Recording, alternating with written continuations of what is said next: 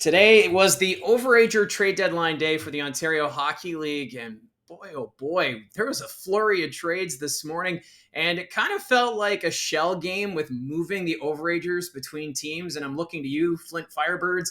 There were some questionable trades in regards to them, but let's get down to it. There was also a trade that came in right under the deadline at noon from the Barrie Colts, and we'll touch on that because I'm going to go on in order of trades and how it all came together, because some of these trades happened and then there was a reaction to that trade and so on and so forth.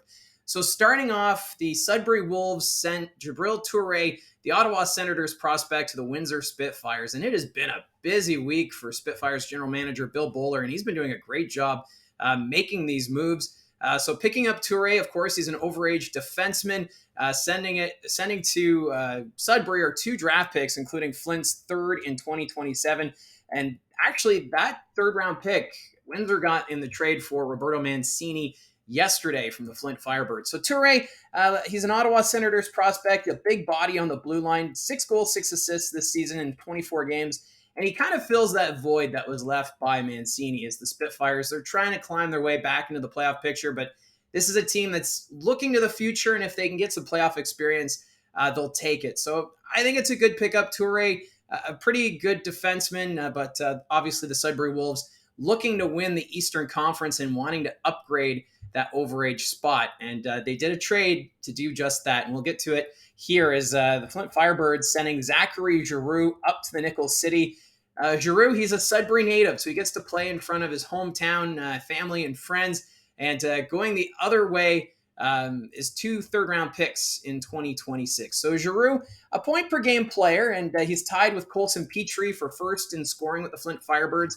He's got 15 goals, 22 assists, good for 37 points. And, he'll take that third overager spot with the Sudbury Wolves. So that's why the Wolves moved Toure to Windsor, so then they could bring in Zachary Giroux. And I think this is a great pickup because Giroux, excellent on the forecheck, and he'll fit in nicely, I think, with that Wolves offense. They already got some great pieces with Quentin Musty, David Goyette, Dalibor Dvorsky, and then you add Giroux, just another weapon up front, and he's going to be playing at home. So he's excited. I already saw on social media that he was at the Sudbury Community Arena, and he was able to control the wolf that goes through the rafters. So he's pretty excited right now to be with the Sudbury Wolves, and I think Wolf fans have a lot to be excited about getting ready for that push towards the postseason.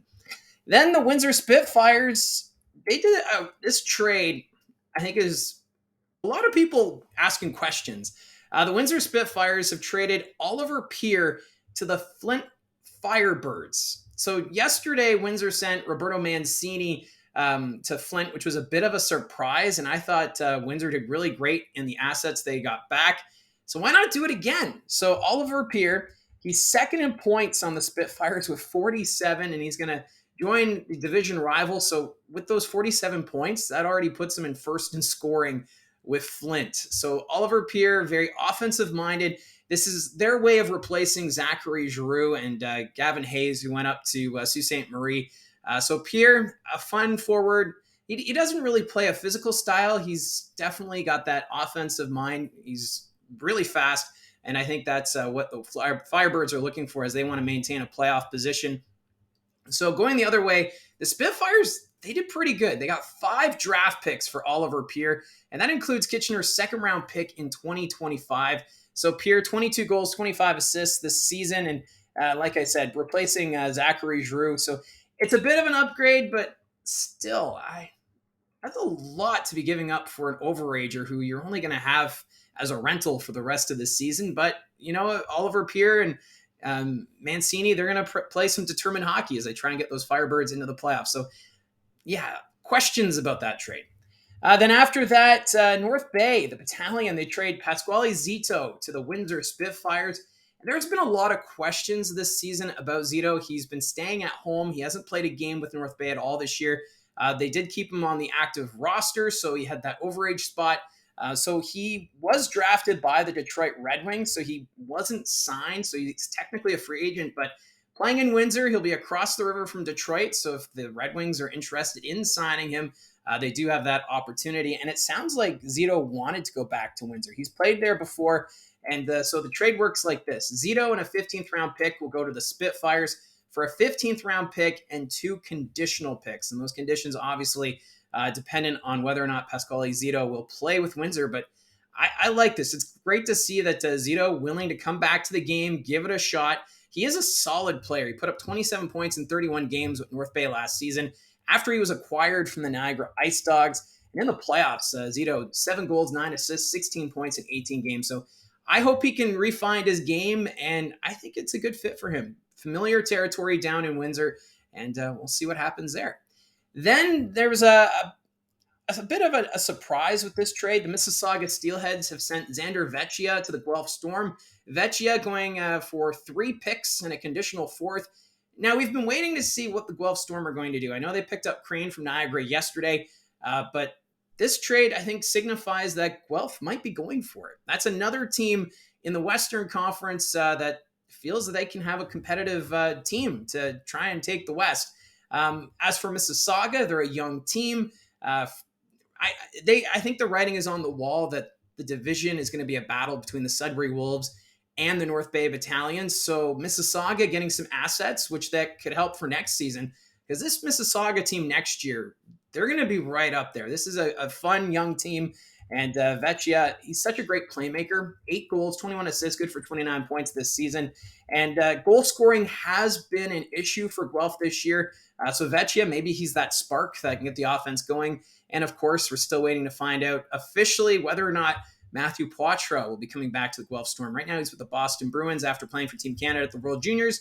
But once he hits that 40-game mark at the National Hockey League level, that's the next key milestone, as that would make him a year closer to unrestricted free agency. So we'll wait and see what the Bruins do, because if Guelph can get Poitras back, that's a huge deadline day addition, and they didn't even have to send any assets anywhere. So still waiting for Poitras, but I like the pickup for Guelph getting Vecchia from Mississauga. And the Windsor Spitfires, back at it. They traded Aiden Castle to the Saginaw Spirit. It's been a very tough go for Aiden Castle this year. He's missed significant time. 20 games this year, 2 goals, 5 assists, 7 points. So this is a depth move for Saginaw. They picked up Owen Beck yesterday, who is the big prize of the OHL trade deadline this year. So for Castle, maybe a 4th line, 3rd line player, getting some ice time there. So Castle, he is a 2004, so potential overager next season. So I think this is a good pickup for Saginaw, because you never know with injuries who's going to be struggling. Maybe get Castle in there for a game or two, and we'll see what happens on that front. And then the Niagara Ice Dogs back in trade mode, this time sending Daniel Zabovlev to the Brantford Bulldogs. And this was a later trade, closer to the deadline. Zabovlev to the Bulldogs for Callum Chinowski and Mason Ray. And the Montreal Canadiens prospect, he has 11 points this season, and he'll look to fill the void in Brantford, left by Jorian Donovan, who, of course, went for, I think it was 8 draft picks yesterday to the Saginaw Spirit. So Zabovlev, he's a Russian import, so he's an import and an overager, but the Brantford Bulldogs, they had the spot for that. Going the other way, Chinowski, he's a Welland, Ontario native, so he's going to be playing closer to home. He's a 2006 born, hasn't played too many games, 25 games this season. He's a stay-at-home defenseman, while Mason Ray, a 2006 as well, 3 goals, 3 assists, 34 games. For him, the extra ice time might go a long way with the Niagara Ice Dogs. This is a team that's also looking to next year. I feel like we've been saying that for a while with the Niagara Ice Dogs, but still, I do like Mason Ray's game, and I think just getting that extra confidence for him, getting some more ice time, I think will go a long way.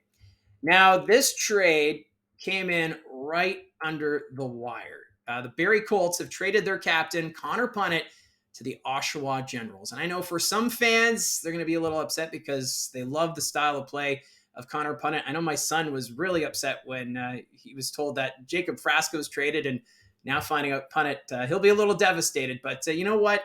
It's good for Punnett to go to the Oshawa Generals. They're a team that they could be competitive in that East Division. Right now, if you haven't seen my power rankings video, I had them 4th for this week just because of their play of late. And they've been healthy. They've been getting great play from Callum Ritchie, Jacob Ulster. The goaltender has been playing better. Now you put Punnett into that lineup, and he's got 31 points on the season. He's got that physical style, loves to throw those open ice hits. So if you're a Generals fan and you like the physical play, you're going to love Connor Punnett.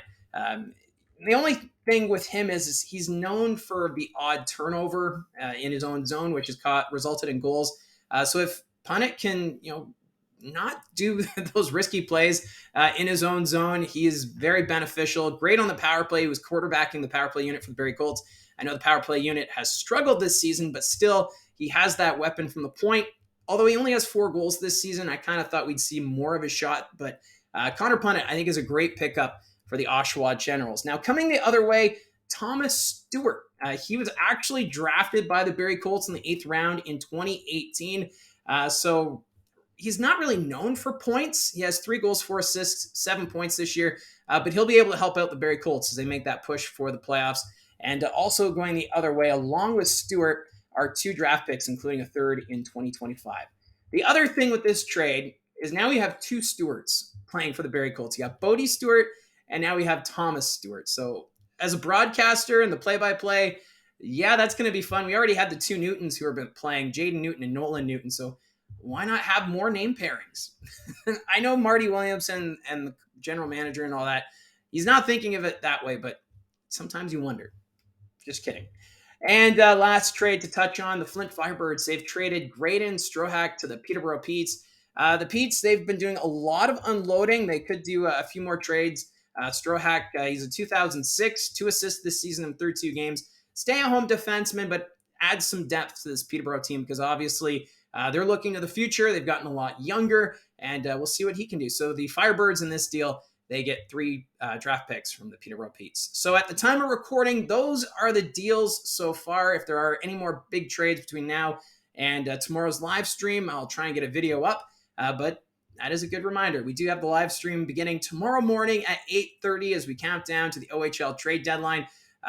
Expect there to be a few more moves involving some of the contenders in the Ontario Hockey League. I think we're going to see a lot of depth moves for teams like Kitchener. They haven't done anything. I know there's been rumors, but nothing has come about. Another team who hasn't done any trading are the Erie Otters. So we'll see if that changes. I may have jinxed it. There may have been a trade announced while recording this video. But either way, those are the trades so far. So the Overager deadline is now passed. And now we'll take that next step towards tomorrow's OHL trade deadline at 12 o'clock. So let me know in the comments section down below your thoughts on today's moves and moves that you'd like to see done still between now and the trade deadline. Don't forget to hit like and subscribe, and we'll talk to you again soon.